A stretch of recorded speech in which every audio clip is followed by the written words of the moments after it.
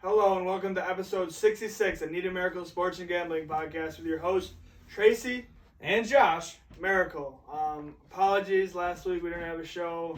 A little bit of a health scare followed by some anxiety by me. Didn't really feel up to it, but everything's good. Everything came back negative. Our picks were still out there on BetSperts. Yeah, our picks were out there, so he's going to update you for the last couple of weeks of what's going on. Yep, so the week before our last pod we did was episode 65, week 9. I went 10-4 that week. Tracy went 11-3. Huge week. Last week we both didn't do great. I mean, could have been a lot worse. Both hit 6 and 8. That's going to bring our overall record to Tracy 72, 60 and 3. It's going to put me at 66, 67 and 2. So huge lead for him. Good for him. We started the Ncaa Picks for you guys. You guys asked for that. I went 2-1 that week. You went 1-2. Make sure you guys, do us a favor.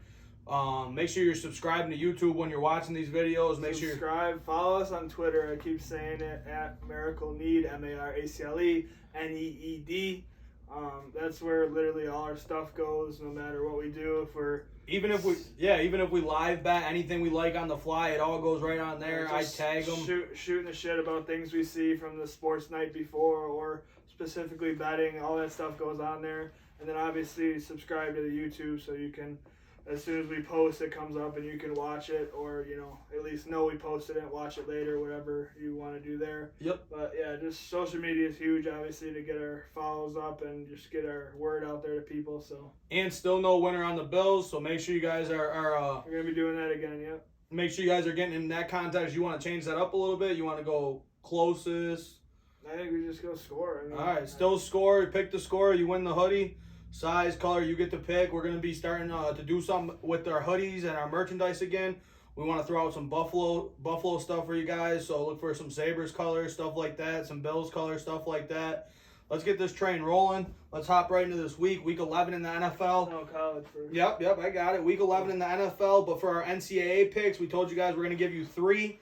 These are my 3 that I fucking love. Michigan State plus 19 versus Ohio State. Love it. Michigan State plus 19. Next game, Wake Forest plus 4.5 against Clemson. Take it right to the book. Take it to the book. Tell me you want your money right now. Yeah, I saw that too. I just think it's weird that they're giving them 4.5. I mean, Wake Forest hasn't got respect on their name all year. What do you expect? And then this is a game me and you already talked about. We both like it. I'm both sort of confused about the line though. I absolutely love Baylor plus 1 on the road against Kansas State. I don't care if their quarterback's back healthy or not. I love Baylor in this game. Yeah, I'm right there with you. I'll go over my 3 first. I'm right there with you on Baylor plus 1 at Kansas State. Like you said, Thompson probably makes the bettors or the books a little scared. But I just like Baylor. Obviously, you saw what they did last week against Oklahoma. They're a good football team. You don't hear a lot about them. They're in the Big 12. They're kind of like that 3 to 4 best team in the Big 12, so they don't really get talked about. But I feel like the games that they win though are usually big games, or they're in the big games. They're never losing any bad really. Yeah. The coach's name there. Let's turn that program around again. Matt Rule left. Oh, there was a big. He went to LSU. He was at LSU and now he's here. I can't think of his name, but he's really done a great job. So. I like them. He's in line to get the LSU job or the USC job. People are rumoring him too. So Baylor all the way there. I like Oklahoma minus 3.5. They are home. That's one of the reasons I like them. And then I just think they need an impressive win. I think they need like a win by 28, beat a pretty good ISU team who I know is up and down, but generally speaking, they're a pretty good college football team. Well, I love Breece Hall too. Yeah, the running back for Iowa State. So. Yeah, so I'm just banking more on style point victory right there. So I like that they're gonna keep scoring. They're gonna keep the pace up. They're gonna try to lay it on them at home. So I like that. MSU versus Ohio State. So we got 2 out of 3 same games, but we got different picks. I like the over of 68.5. You saw what the Ohio State offense did last week. It's 68 now. I thought it was 65. I seen it. I just got it at 68.5. I still like it. Obviously, it's shooting up for a reason. Michigan State, you saw, no offense to Cade McNamara, you saw what he did against the Michigan State defense. I don't think that, Stroud is the best quarterback in the world. I'm not even saying quarterback-wise. I'm just saying receivers. OSU's got 3 to even 4 probably future first-round picks at the wide receiver position. 2 for sure. I think Stroud is definitely capable of getting them the ball all day.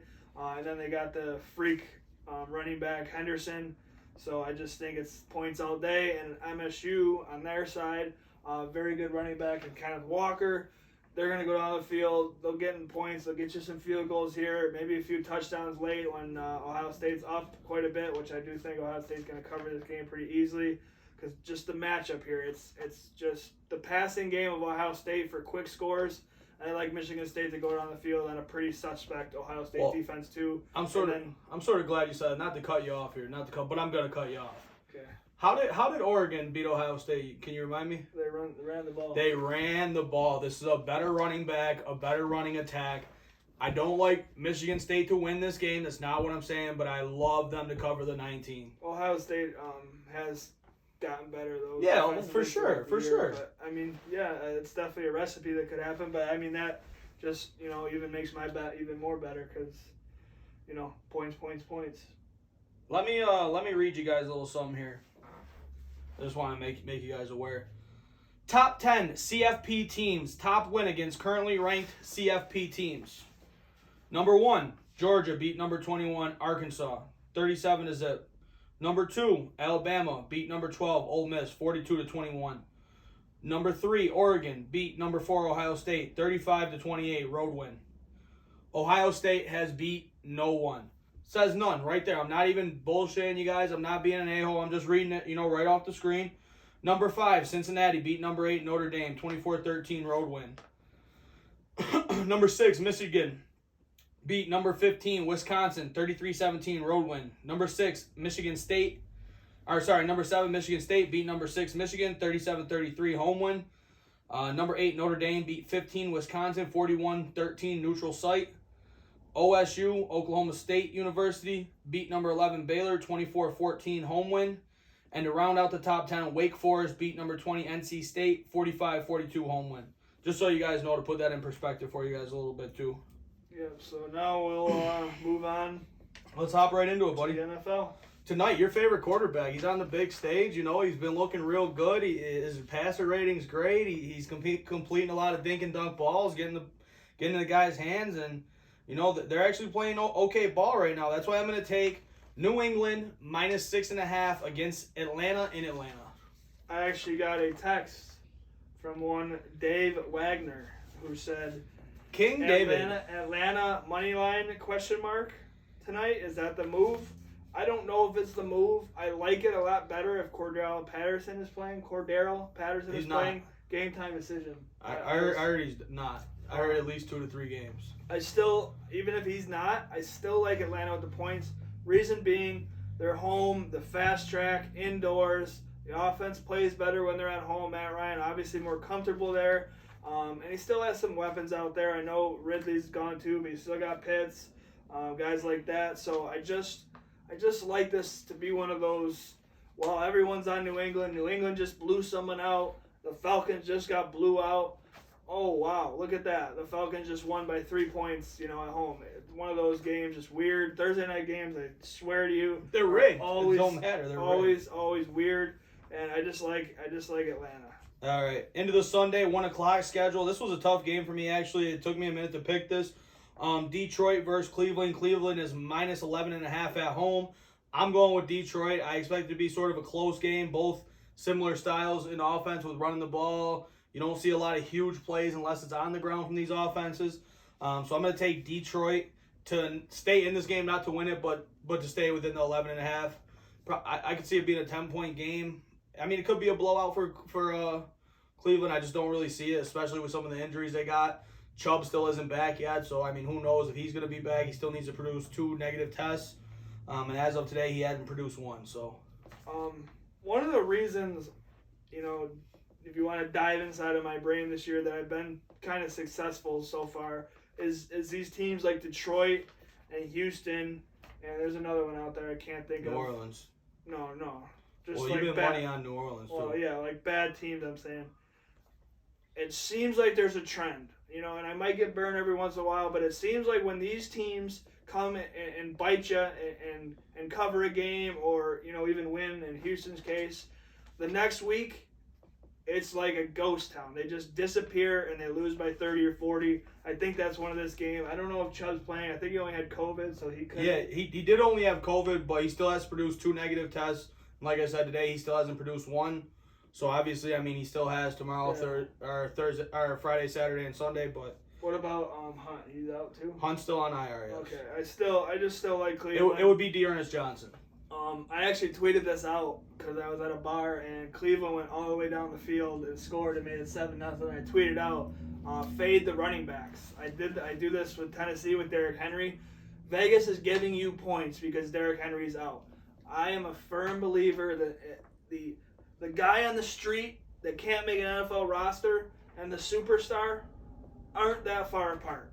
And I know you're like, oh, what bullshit? That's crazy. It's not that crazy because it's just a very slim margin. It's a hole. They got to hit the hole, and then the good guy, he can get to the second level and do other things. But that street guy, he could probably hit the hole too. It's just, you know what I mean? It's just a matter of that. I think. You think that's crazy? It depends what the offensive line does. It's plug and play, man.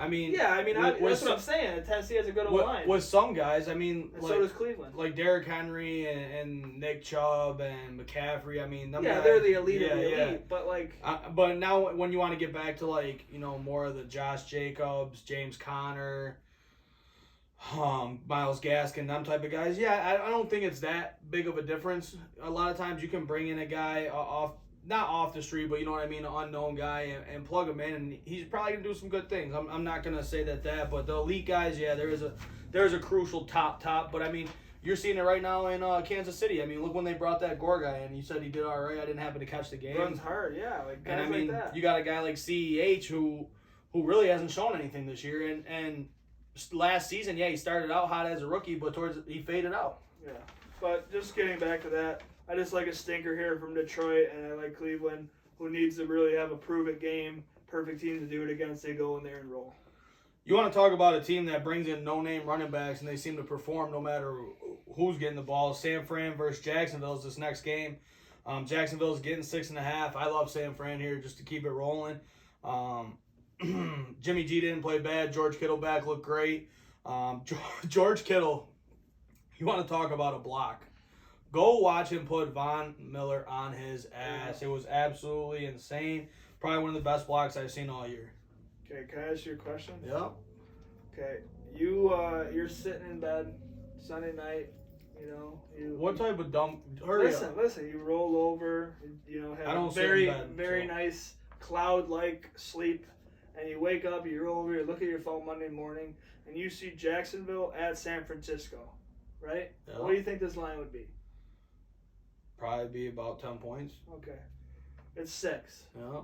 Boom, bang, boom, over. Don't think about it. Don't think about Urban Meyer. Don't think about Trevor Lawrence turning the ball over. I'm taking Jacksonville all day here. That was one of your not bets, What? You kicked them off. You weren't picking them anymore. You know that, right? Yeah, well, they beat my team, so they're back on. All right. On to this next game here. You only get a few week ban for me. Oh, all right. Unless I really hate you, and then if I really like you, it comes off. So it's only part time. All right. Indy versus Buffalo. Buffalo is -7 at home. There's supposed to be some weather in this game. Supposed to be rainy, etc. I'm gonna take Indy here. They've been running the ball really well. One of Buffalo. You guys can say what you want, but one of Buffalo's weaknesses is a solid running team. All right. They seem to have trouble stopping the run. It started last year. This year they're better. But, I still think they do struggle sometimes with stopping the run. Jonathan Taylor is rolling like a freight train right now. He's going to come into Buffalo. I don't know if they're going to win this game, but I like getting the 7 points. Yeah, listen, I'm right with them. Bills fans, don't think this is going to be a rollover game and nice and easy like the Jets. This is going to be a battle. This is a good team. I know it doesn't look like it on the record, but they are a good team. They're going to be a playoff team, I believe. They're going to get it going. They're going to take Pittsburgh's spot. I fully believe that. And so they're going to come in here, and, I was actually listening to Kiss 98.5, not my choice. person in the passengers or the front seat at work was listening to it, so I had to. But Harrison Phillips was on there, and he brought up a really good point I didn't even think about. What did the Bills do to Kansas City this year? Just in general, they went in there and beat their ass at home, and it kind of embarrassed them. Who ended the Bills' season last year? Kansas City. Mm-hmm. The Bills ended Indianapolis this season last year, so they're gonna, and obviously Carson Wentz isn't in that mix, but a lot of those guys are gonna come with their bellies on fire and want to win this game, and I think the Bills are gonna win. I'm comfortable in saying that. I just not comfortable with 7 or more. Definitely not. I think it's going to be a very close game. Maybe Seabass gets a long field goal at the end of the game to win it. I think it's going to be that type of effort. I honestly feel with the way Indy's been playing over the last couple weeks, this should be like a 2.5 point spread. Yeah. 2.5, 3.5. Fucking Vegas just loves the Bills. It's weird. Vegas loves them. Loves doing everyone dirty because they're really controlling the games. That's still my take on it. So, and I'm not hearing any different since Tampa Bay played New England. I'm not hearing it different. So I'm just hoping that I'm aligning with Vegas as I'm throwing these out there. On the next game here. You're not. On the Jacksonville game, you're not aligning with Vegas. You said it. Yeah. Well, I got to go with whatever I feel in here, all right? All right. On the next game now. Miami versus the New York Jets. The Jets are getting 3.5 at home. I'm taking Miami here. The Jets have looked good a little bit. I mean, they got smacked around last week pretty good. Joe Flacco starting. Yeah, Joe Flacco starting. I don't understand that. He doesn't give you anything. I mean, he's not mobile, so I expect him to get beat up pretty bad. Yeah, he can throw a deep ball, but is it still there? I mean, we haven't seen him do it in a while. Is he going to take the checkdowns? That's sort of what they've been living on, you know what I mean, with Carter and Crowder. So who knows what to really expect. I'm going to take Miami, though, minus the 3.5 on the road. Listen, ever since that Halloween game where Miami came in and scared half the hell out of Bills fans and played really tough against the Bills, they've been rolling. Quietly, but they've been rolling. They've won, I think, 2 straight since then, I believe. Just had their bye week, right? They beat Baltimore, right, last week? Oh, yeah, Thursday night. They beat Baltimore. Before that, they beat a not-so-good team. I want to say Houston. So, yeah, 2 in a row. I think they're rolling, and they play another bad team. They're home. They're on the road. Oh, okay, yeah, I'm reading this wrong. Yep, but still, same thing. I mean, the Jets' home field advantage isn't all that great right now. Those fans hate them. They were booing halfway through the first quarter last game. So, you're right. Yeah, the Jets. All right. But, yeah, Miami's a lot better than people think. Little homecoming here for Riverboat Ron. Washington versus Carolina. Carolina's -3 at home. Is Cam Newton starting this week? I would imagine. I don't see why not. He looked good. Montez Sweat's out. Chase Young's out. I don't care. I'm still taking Washington plus the 3. I liked what I saw last week. They were able to move the ball a little bit against Tampa Bay. Nothing crazy. For me, Carolina just... I know they're bringing in Cam, and they're going to find more of an identity. I think their identity at the beginning of the year was solely based on their defense and that secondary playing good. So they were able to play man, and they were able to get pressure on a lot of teams. They don't have the studs on the back end anymore. I feel like they're hurt. You know what I mean? A lot of guys for them are out. And I just like I like the 3 here for Washington. I like, McLaurin getting going a little bit, like we saw Antonio Gibson playing a little bit better. The offensive line for Washington has been playing a little bit better, performing a little bit more. Heineke's had a little bit more time in the pocket.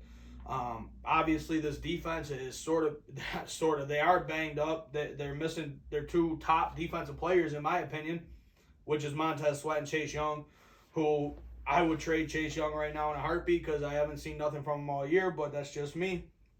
Washington plus the 3 is my pick. Yeah, I'm right there with you. I like Washington. I think Carolina's kind of up and down, and Cam Newton throwing a football doesn't scare me. I know they got McCaffrey, but I think this is going to be a close game, and I'm going to take the points with Washington. Yep. Baltimore versus Chicago. Chicago's at home. They're plus 4.5. I'm going to take Baltimore to bounce back in a huge way after they got embarrassed by Miami last week. Nothing more to be said other than just hungry. They're going to be hungry. They're going to come out, and they're going to show teams why they're one of the top teams in the AFC. Yeah. You on that same train? Yeah, absolutely. I like Baltimore to roll here very easily. The defense is tough for Chicago, but that offense, you never know what Nagy's gonna pull out of his pocket offensively. So Just can't trust them there. And I getting embarrassed on national TV. They've had 10 days to think about it. When this game rolls around, so it's gonna be war out there for Baltimore, and I think they win by more than 6 and win quite comfortably. In fact. Yep. New Orleans versus Philadelphia. Philadelphia's -1.5 at home. I'm going to take New Orleans with the backfield led by Kamara and Ingram, plus the 1.5 on the road. Simeon did not look awful last week. I think with them, it's almost really the receivers. I mean, who do they have? Who's worth talking about that they're throwing the ball to? Who? New Orleans. Smith and... Smith? They got Traquan Smith, don't they? Oh, but I mean, them are slot guys. Them are role guys. They're not. Yeah. I'm saying they don't have Michael Thomas. They're not getting Michael Thomas back. They don't have Terry McLaurin. They don't have anyone that sort of takes the pressure off these other guys. That Kamara's out, correct? Is he? I believe. That's even better for me in fantasy. I honestly didn't know that. I thought he was out last week. I don't know if he's out. I thought he was still in. But I'll look real quick. If you want to take that game over, I'll tell you. This is actually my stone cold 316 lock of the week. When I bet on New Orleans or don't bet on New Orleans, it really doesn't have anything to do with their offense ever. It's all about their defense. Their defense is suffocating against the run. Philly loves to run the ball. Hurts is not going to, wow you with his arm and make a bunch of big plays. They got to get that running game going. This game, I don't think they're going to be able to. And I just love New Orleans here. Like you said, Trevor Siemian really has impressed me. I thought he was garbage, but he's not playing garbage. He's playing pretty decent. And if you can keep this New Orleans team afloat offensively, as you've seen last year with Breeze, as he's getting older, obviously, they can hang with anyone. This defense is elite. Cam Jordan and them boys, they're just a solid defense. They're not going to give up that many points. I say if New Orleans in most of their games scores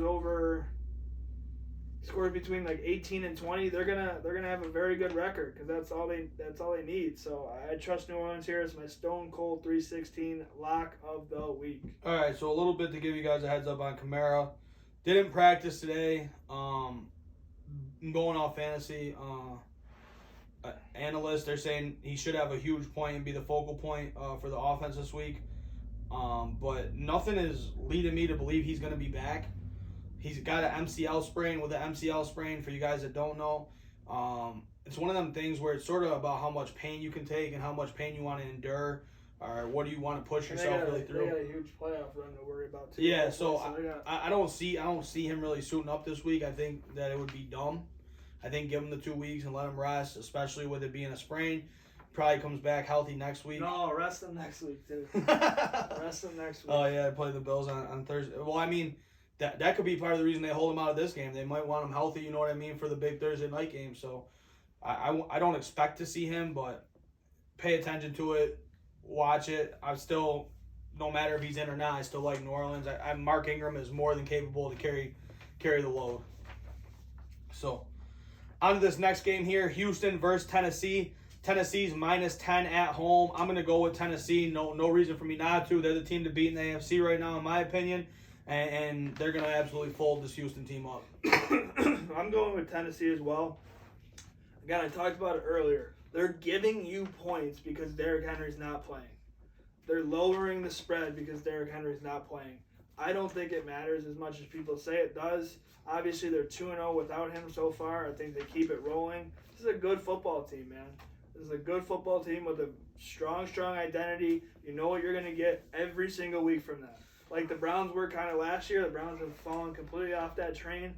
The Tennessee's just stayed right on it. They're going to run the football, nail you with play action, and the defense has just come alive this year. Their defense was terrible last year. Well, it was terrible to start the year, too. It sort of caught on the last 5 weeks or so. Huge surprise. Even against the Bills, they played pretty well. So, I love Tennessee here. And before you go too far, just a little thing to touch about with Cleveland. I don't think Cleveland fell off the tracks or anything. They're just hurt right now. They're banged up. You know, it starts with Baker. He's banged up. Obviously, Hunt's out. Chubb has been in and out of the lineup all year. The Odell drama. This is still a good team. Like you said, they're just too many injuries for them to keep up with, especially when it's your focal point. Can you just do what you just did to me again? What? You gave me one of those. Did you do that again? Gave you one of what? You told me to do that. No, I did not. Yeah, you did. You went like that. No, I Stop. Yeah, when you overspoke me and you went like that. I didn't mean to. I'll do it again. Let's hop into this game right here. Going to be close out the 1 o'clock window. Green Bay versus Minnesota. Minnesota's at home, getting 1.5. I am taking Minnesota to win this game. I'd take a money line. Oh, sorry there about that. There you go. Yep, probably the vid. Oh, I would take a money line. Something about Minnesota I just like right now, and I just, for some reason in my mind, I went through this game a couple of times too. Sort of like I was telling you guys about with the Detroit versus Cleveland game. I just really think Minnesota can compete with this defense. I think this defense, Green Bay defense isn't bad. They have a lot of players over there. For me, Green Bay defense though, sort of is getting exposed a little bit. A little bit. They're seeing who to pick on. They're knowing who to pick on. They're going with it. They just shut out Seattle. Huh? They just shut out Seattle. I don't like Seattle. With Russell back? I don't like Seattle with Russell back. Okay. I didn't like him last week. And they just let 13 after the Chiefs. Yeah, you might be right. I might be talking shit. I don't know what I'm thinking. What the fuck? Oh boy, you might have Cole. You got a headache or something over there. I do. I'm taking. This game had me very confused, to be honest with you. I don't know why. I mean, the spread is confusing, but I'm rolling with Aaron Rodgers versus Kirk Cousins every day. They play twice a year. Probably. That's why Aaron Jones was out. Yeah. Aaron Jones out again. AJ Dillon with But his still, fucking again. His tree calf fucking tree trunk legs. Again, like AJ Dillon, completely serviceable NFL back. Trust him. Make plays, run hard. I'm not telling you he's not capable. I just like Minnesota in this game for some reason. Yeah, well, I'm not telling people to put their money on Minnesota. I thought when I was watching the game last week against Seattle, and I wasn't doing this to tell you to shut up. I was talking with my hand, so that's what I was doing. Thought when I was watching the game last week, Stokes was showing that he could be picked on. If I'm not mistaken. But they scored 0 points. Didn't he have a big defensive pass interference right on the goal line? I don't know. You watched it more than I did then, but I don't know. But my saying is Green Bay, Aaron Rodgers versus a very inconsistent Minnesota. You very well be right that they could win this game. That's part of the reason why I'm scared to bet against them, because they're so up and down. I don't know what I'm going to get. But even at their best is what I'm trying to say. I think that Green Bay can still get them, especially with the defense humming right now. And Aaron Rodgers. I agree with you. To me, I'll tell you guys right now, I hate Green Bay's linebacker play. I don't think it's very good. Their defense is hot right now. Their corners are good. Stokes is still learning. He's a rookie. Obviously, Alexander is one of the better cornerbacks in the NFL. Their safeties are okay. They don't scare me. Their D-line doesn't scare me. Minnesota, I think, could very well go out and run the ball against this team and force them to come up and play tight coverage, which will open up Justin Jefferson or Adam Thielen, those type of guys. I think that this could be a big game for somebody that's been emerging in this offense, the Minnesota offense, like Ty Conklin, because I think that Green Bay's linebackers are trash in coverage. They don't cover well. They don't tackle well. You picked up Jalen Smith from Dallas. He was cut for a reason, and their defense is awful. I like what you're saying, but I just don't get why you're doing this right now. Well, now I had to voice my opinion as to why I actually picked this. I had to think about why I actually picked this. I had to put myself back in the room at the computer and run myself through what I was thinking in my head. I can appreciate that. And that's why I had to do that, because I know I looked like an idiot 5 minutes ago when I said what I said, and then he really put me on the spot and made me think about this, and that's the reasoning I went with. I feel like this Minnesota team can run the ball, force them to come up. Their linebacker play is not that good. They run that 3-4. They have Rashawn Gary out at the one side, who was a good player. I think what hurt him was losing all that weight and switching to a 3-4 outside linebacker. I don't think that's a good spot for him. I think he would have been a very good DN. He could have stayed at the weight he was at and had the speed he had. Just my opinion. But I think Green Bay is a team that's very acceptable to take a loss right now. And it's a team that might need a loss right now, too. They just lost to the Chiefs. Yeah, they might need another one. All right, let's get on to Vegas. Especially against not a good team like Minnesota. Vegas and Cincy, a very 4 o'clock window. Two teams sputtering out of control here. Yeah. You think Cincy's sputtering out of control? I mean, they got killed by the Browns. They got beat by the Jets. Yeah. They're coming off a bye, though, which I think really helps them. 4 o'clock window. This is my floaties safe bet of the week. You want to talk about? I'm riding it today. I'm telling you right now. I'm taking Cincy -1 on the road. The Raiders, for me, are a done team. There's too much turmoil. I don't think the coach is very good there. I don't think the preparation is very good coming from the coach. So for me, it's all about Cincy and this offense to just throw the ball all over. And you could see a shootout here, don't get me wrong. I mean, it's very possible. Darren Waller on one side and Derek Carr. But I like Burrow, Mixon, Higgins. Yeah, I'm right there with you. Cincy -1 is pretty easy to me, but then also it's like, why is it only 1? But they are on the road, so I'm going to take Cincy too. I think it's just too much offense. That defense has been decent this year. I think this is a shootout, and you got to hope that maybe Cincy gets the ball last. But I just think that Vegas is just really down in the dumps right now, and I just expect them to lose another football game, so I'm taking Cincy. Well, if you add the 3 points they say you get for being at home, I mean, is 4 really that big of a spread you know what I mean?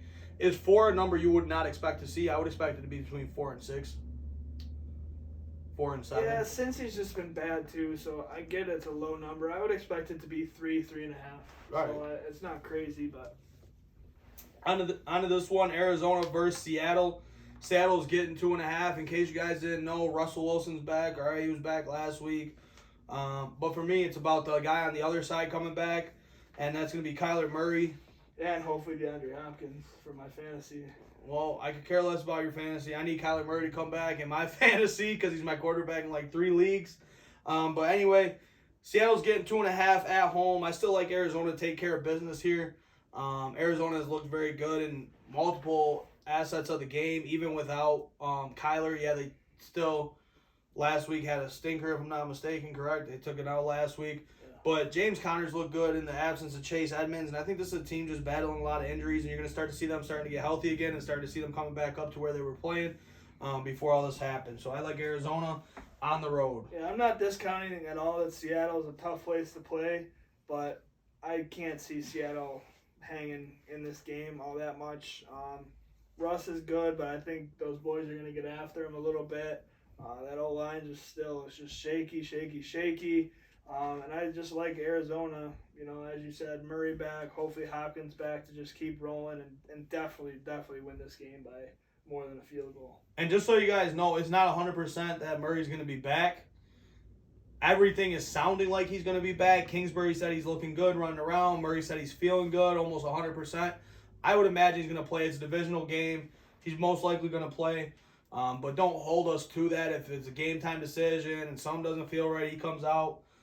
Just so you guys know. On to this next game to close out the 4 o'clock window. Dallas versus Kansas City. Kansas City is -2.5 at home. All my Dallas fans, stand the fuck up. Take the 2.5. Go to the kiosk. Put it in. I love Dallas plus 2.5 in this game. I think it's going to be a shootout, so I like the over 56 as well, just so you guys know. Yeah, I'm right there with you. My thing is everyone's crowning KC to be back, and they're right back in line as Super Bowl favorites and this and that. Listen, the offense still, other than that Raiders game, is sputtering. They're not looking all that great. They're not all the same. You got the DNA to know how to play against them. Yeah. You rush. Everyone drop back. Nothing over the top. It's simple game plan. Make them kick field goal. Did I not say this last year? I said this last year.